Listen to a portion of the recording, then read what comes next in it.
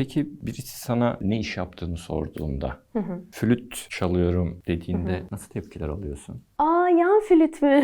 Ya da ben de blok flüt çalmıştım ilkokulda şeklinde tepkiler alıyorum. Biraz blok flütle kıyaslıyor olmaları beni üzüyor. Çünkü çok bilemiyorlar. Ya tabii ki yan flüt demeleri de yanlış değil. Halk arasında yan flüt diye geçiyor. Ama biz tabii sadece flüt demeyi tercih ediyoruz. Biraz açıklamam gerekiyor ama genelde rahatlıkla anlaşabiliyorum. Ben de sorayım o soruyu.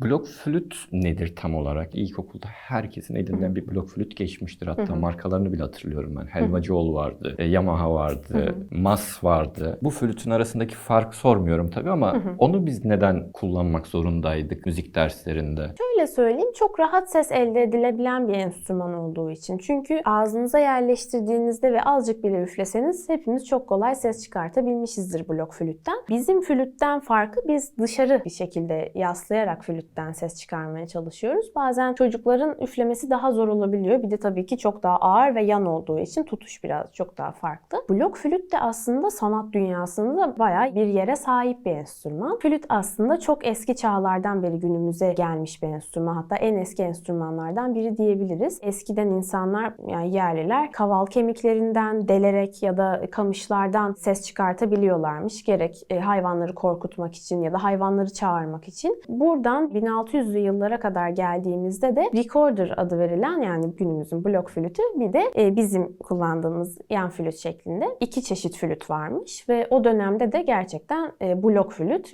bir klasik müzik çalgısı olarak da kullanılıyormuş.